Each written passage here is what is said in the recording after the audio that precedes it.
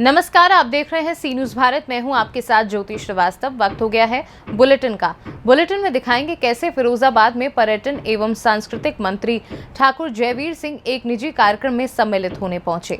साथ ही बताएंगे कैसे जौनपुर में मुख्यमंत्री योगी आदित्यनाथ के आदेश का खुलेआम हो रहा उल्लंघन और पिपरा में पिकअप गाड़ी ने बाइक सवार को मारी टक्कर, बाइक पर सवार एक की मौत, 2 घायल। इन तमाम खबरों पर विस्तार से करेंगे चर्चा। फिरोजाबाद के नारकी थाना क्षेत्र के गांव गड़ी कुबेर में देर रात्रि बारिश में बिजली तड़पने से अजब सिंह पुत्र राम खिलाड़ी के मकान में पीछे की तरफ दीवार भरभरा कर गिर गई है। अजब सिंह एक असहाय व गरीब परिवार से है। अपने बीवी बच्चों की मेहनत मजदूरी करके पालन पोषण कर रहे थे। कहाँ के रहने वाले हो? कुबेरवाड़ी। अच्छा, ब्लॉक नारकी। अच्छा, जिला फिरोजाबाद। आपका नाम? अजब सिंह। अच्छा, आपके पिता का नाम? राम खिलाड़ी। अच्छा, कैसे गिरा? बिजली की धड़कन से। अच्छा, बिजली गिरने की वजह से गिर गया है। फिरोजाबाद से सी न्यूज संवाददाता फरमान बबलू की रिपोर्ट। आज पर्यटन एवं सांस्कृतिक मंत्री ठाकुर जयवीर एक निजी कार्यक्रम में पहुंचे। सम्मिलित होने पर जहां पर नगर फिरोजाबाद में स्थित लक्ष्मी फाउंडेशन हॉस्पिटल में मंत्री जी के द्वारा मां सरस्वती के चित्र पर पुष्प चढ़ाकर दीप प्रज्वलित करके मस्तक पर रोली चंदन लगाकर अल्ट्रासाउंड मशीन का उद्घाटन किया। इस शुभ अवसर पर लक्ष्मी फाउंडेशन के ओनर रोहित सिकरवार एवं समस्त स्टाफ उपस्थित रहा। अगर पानी भी राजनीति के आधार पर बहने लगेगा तो मुझे लगता है इससे आधा तो कुछ बचा ही नहीं फिर कहने को। इसमें कोई राजनीति नहीं होनी चाहिए, लेकिन ये सही है। एक विभीषिका है, उसको लोगों को कम से कम कष्ट हो, इसके लिए सारी सरकारें अपना प्रयास कर रही हैं। उत्तर प्रदेश सरकार बाढ़ से निपटने के लिए उत्तर प्रदेश सरकार पूरी तरह तैयार है, कटिबद्ध है। अपने संबंधित सभी जिलों के प्रशासन को स्पष्ट निर्देश हैं, राहत सामग्री से लेके वहाँ जो भी बचाव के संसाधन हो सकते हैं उन सबको सचेत कर दिया गया है। संबंधित प्रभारी मंत्रियों को भी लगातार वहाँ के डीएम और संबंधित अन्य अधिकारियों से संपर्क में रहने के लिए कहा गया है। और हम स्वयं भी, बनारस मेरे पास है, बरेली मेरे पास है, लगातार शाम को वहाँ के प्रशासन से संवाद करते हैं। लेकिन प्रयास ये हो रहा है कि जो भी इस तरह की यदि कोई स्थिति आती है बाढ़ की, तो उससे निपटने के लिए पूरे प्रयास युद्ध स्तर पर किए जाएंगे। राहत सामग्री में कोई कोताही नहीं की जाएगी, लेकिन उत्तर प्रदेश सरकार इस बाढ़ की स्थिति से निपटने के लिए पूरी तरह कटिबद्ध और तैयार है। सर, ओम प्रकाश राजभर एनडीए में शामिल हो गए, क्या लगता है? पहले समाजवादी पार्टी का गठबंधन किया, फिर अकेले रह गए, अब बीजेपी में फिर दोबारा। देखिए, भारतीय जनता पार्टी अपनी नीतियों और कार्यक्रमों के आधार पर हर वर्ग, धर्म और जाति के लोगों की सेवा करने में, उसको सेवा, सुशासन और कानून का राज देने में पूरी तरह सफल रही है। उसी का परिणाम है, चाहे 6 साल की उत्तर प्रदेश सरकार की उपलब्धियां हों या 9 साल की आदरणीय मोदी के नेतृत्व में केंद्र सरकार की उपलब्धियां हों, उनसे प्रभावित होकर के हर वर्ग, धर्म और जाति के बोलो जो लंबी आज़ादी के लंबे अंतराल से अब तक विकास कार्यों के लिए वंचित थे, जो लोग जिन पर सिर ढकने को छत नहीं थी, जिनको अन्य विकास की योजनाओं का लाभ नहीं मिला था, उनको पारदर्शिता के साथ लाभ देने का काम किया। उसमें कोई अब लोगों ने धार्मिक, जाति या सांप्रदायिक भेदभाव नहीं किया। उसी का परिणाम है कि देश की जनता और उत्तर प्रदेश की जनता 2024 में आदरणीय मोदी के नेतृत्व में कमल खिला करके प्रचंड बहुमत के साथ केंद्र की सरकार बनाने का काम करेगी। एक मिनट, यही मैं कह रहा हूँ पूरी। इससे देखिए, इससे ओम प्रकाश राजभर आ गए, स्वागत है, नहीं आ गए, स्वागत है।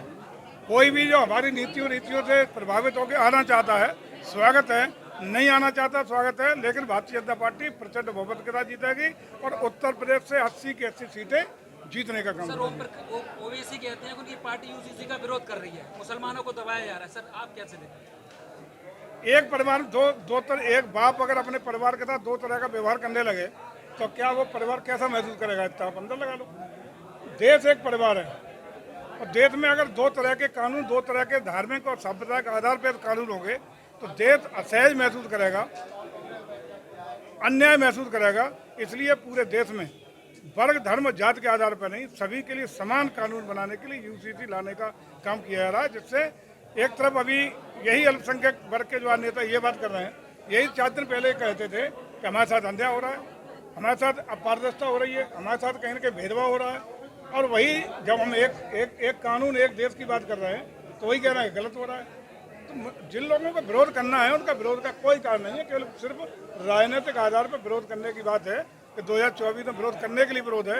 अन्यथा सारे लोग सहमत होंगे, सारे बुद्धिजीवी किसी वर्ग धर्म का हो वो महसूस करता है कि देश में एक कानून होना चाहिए। तमाम ऐसे विश्व में मुस्लिम कंट्री हैं जहाँ यूसीसी लागू है। फिरोजाबाद से सी न्यूज संवाददाता सन्नेश कुमार गुप्ता की रिपोर्ट।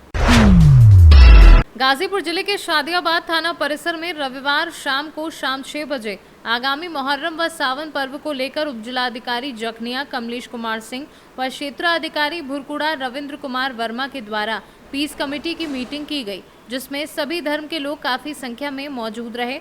इस दौरान उपजिलाधिकारी कमलेश कुमार सिंह ने सभी ताजियादारों से बारी बारी से उनकी समस्याओं को बड़े ही शालीनता पूर्वक सुना और उनको भरोसा दिया कि समय रहते समस्या का निपटारा किया जाएगा। इस दौरान उन्होंने सभी लोगों से कहा कि त्योहार को शांतिपूर्वक ढंग से मनाएं। त्योहार के दौरान किसी भी तरह की कोई भगदड़ बर्दाश्त नहीं की जाएगी। जुलूस के दौरान प्रतिबंधित तलवार, भाला या अन्य चीजों का प्रदर्शन नहीं किया जाएगा। ताजिया की जो लंबाई है उतनी ही लंबाई होनी चाहिए, उससे अधिक नहीं होना चाहिए। सर, आज शादियाबाद थाने में मीटिंग की गई है, मीटिंग का मुख्य उद्देश्य क्या था? मुहर्रम के उत्सव में ताजिएदार जो हैं, जो ताजिया निकालते हैं, उन सबको बुलाया गया था। शांति से ताजिया निकाल सकें और उनको अगर कोई उसमें परेशानी हो, ताजिया निकालने हो तो उसके संबंध में अवगत कराएं ताकि उस परेशानियों को हम लोग दूर कर सकें। सभी लोगों को ये कहा गया है कि शांति से मनाएंगे, कोई भी शोबाजी नहीं करेगा। जो परंपरागत रूप से ताजिए जिस तरह से पहले उठते रहे हैं उसी तरह उठेंगे, कोई इसमें परिवर्तन नहीं किया जाएगा, किसी स्थान को नहीं चेंज किया जाएगा। छोटी मोटी जगह जो समस्याएं थी उस पर भी डिस्कस किया गया। एकाध दो गाँव वालों ने पानी की समस्या बताई, रास्ते की समस्या बताई, अतिक्रमण की, उसको हम लोग देख सकते निराकरण करेंगे। शांति व्यवस्था को लेकर क्या प्रशासन को क्या निर्देश दिया गया? प्रशासन शांति व्यवस्था के हिसाब से हम लोग उस दिन पर्याप्त पुलिस बल तैनात रहेगा, दोनों का आदमी तैनात रहेंगे और सभी लोग हम लोग सतर्क रहेंगे। कोई भी इस तरह की कहीं भी विवाद होता है, कोई स्थिति होती है तो हम लोग वहाँ तत्काल पहुँचेंगे। गाजीपुर से सी न्यूज संवाददाता हसन खान की रिपोर्ट।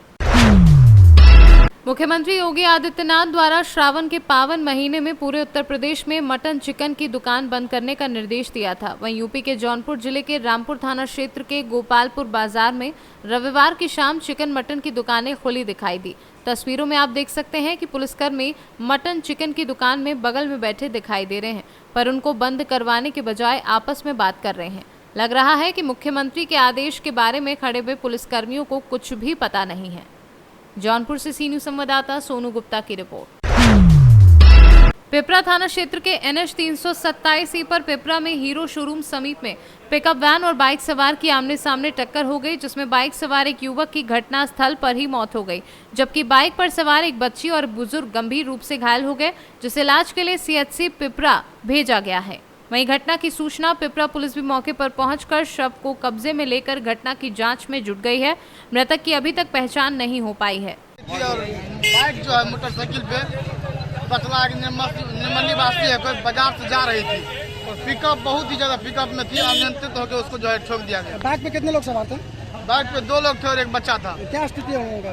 एक तो लगता है मोटा मोटी जो है स्पॉट हो गया और एक को हम लोग तुरंत इलाज के लिए उसको एम्बुलेंस मंगा के भेजे हैं अभी सुबह। इसका एक्सीडेंट हुआ कहाँ का रहने वाला, कुछ जानकारी मिली है? हम लोग को पता लगा निर्मली साइड का है सर। कौन सी जगह पे घटना घटी है? दूसरे की स्थिति क्या है? एक का स्पॉट हो गया, दूसरे का जो हम लोग इलाज के लिए भेजे हैं। बड़ा हुआ कि यहाँ सब देख रहे हैं, पिकअप को थाना ले जा रहा है अभी। कौन सी जगह पे घटना घटी है? त्रिवेणीगंज रोड वार्ड नंबर 7 में। सुपौल से सी न्यूज संवाददाता पंकज कुमार की रिपोर्ट। विदिशा युवक कांग्रेस के पदाधिकारी भोपाल में पटवारी भर्ती परीक्षा में घोटाले का आरोप लगाते हुए प्रदर्शन कर रहे थे। इसी दौरान पुलिस द्वारा उनके साथ लाठीचार्ज कर घायल करने के विरोध में आज रविवार को तिलक चौक पर युवक कांग्रेस के पदाधिकारी और कांग्रेस पदाधिकारियों ने प्रदेश की भाजपा सरकार का पुतला फूका। NSUI के प्रदेश महासचिव असद खान ने बताया कि हमारे प्रदेश अध्यक्ष और अन्य पदाधिकारी शांतिपूर्ण लोकतांत्रिक तरीके से प्रदर्शन कर रहे थे, जो हमारा अधिकार भी है, लेकिन पुलिस द्वारा बर्बरता पूर्वक लाठीचार्ज कर हमारे आंदोलन को कुचलने की कोशिश की गई है। उसी के विरोध में आज हमने भाजपा सरकार का पुतला फूका है। देश की भारतीय जनता पार्टी सरकार, शिवराज सिंह जी सरकार जिस प्रकार कल हमारे भोपाल के जिलाध्यक्ष मोनू सक्सेना द्वारा जो व्यापारी घोटाला हुआ है उसके तत्वाधान में जो उन्होंने यहाँ प्रदर्शन किया है, उनकी आंख में बहुत चोट है और हमारे कई कार्यकर्ता वहाँ घायल हुए हैं। उसी के निर्दयनीय हम उसकी निंदा करते हैं और विदिशा के सभी कांग्रेस जन, हिमेशा के अध्यक्ष, शिवाकांश के अध्यक्ष जो आज उन्होंने यहाँ पर सरकार का पुतला दहन किया है, हम इसकी निंदा करते हैं और चाहते हैं कि भारतीय जनता पार्टी इस बार बिल्कुल साफ होगी और हमारे कांग्रेस के कार्यकर्ता जिस तरीके से लड़ाई लड़ रहे हैं, हम चाहते हैं कि हमारा कांग्रेस का कार्यकर्ता एकजुट होकर हम 155 सीटें हम मध्य प्रदेश में जीतेंगे, ये हम दावा करते हैं। जय हिंद, जय भारत। प्रदेश महासचिव NSUI पटवारी भर्ती घोटाले के विरोध में कल भोपाल कांग्रेस के जिलाध्यक्ष, मेरे बड़े भाई, मेरे नेता प्रदीप मोनू सक्सेना जी शांतिपूर्ण तरीके से मुख्यमंत्री निवास का घेराव करने जा रहे थे। शिवराज सिंह के इशारे पर पुलिस द्वारा उन पर बर्बरतापूर्वक लाठीचार्ज की गई, जिससे कि वो गंभीर रूप से घायल हैं और भोपाल के अस्पताल में एडमिट हैं। कई कांग्रेसी चोटिल हुए हैं। शिवराज सिंह ये कैसी तानाशाही सरकार चला रहे हैं? क्या साबित करना चाहते हैं कि देश में, प्रदेश में जो भी मुद्दे होंगे इसका विरोध प्रदर्शन करने का लोकतंत्र में अधिकार है। लोकतंत्र की हत्या कर रहे हैं शिवराज जी। शिवराज जी गलतफहमी में है कि इस तरीके की दमनकारी नीतियों के तहत वो विपक्ष की आवाज़ दबाने की कोशिश कर रहे हैं। भाजपा सरकार का हमने पुतला दहन किया है। शिवराज सिंह गलतफहमी में है कि सोच रहे हैं इस तरीके की दमनकारी नीतियों से विपक्ष की आवाज़ को दबा सकेंगे, लेकिन वो गलतफहमी में है। जितने भी पटवारी भर्ती घोटाले के परीक्षार्थी हैं, आगामी विधानसभा चुनाव में भाजपा के खिलाफ वोट देकर उन्हें मुंहतोड़ जवाब देंगे। धन्यवाद। विदिशा से सी न्यूज़ संवाददाता पार्थ कुमार की रिपोर्ट। फिलहाल के लिए इस न्यूज़ बुलेटिन में बस इतना ही। देश दुनिया की तमाम खबरों को जानने के लिए आप देखते रहिए सी न्यूज़ भारत।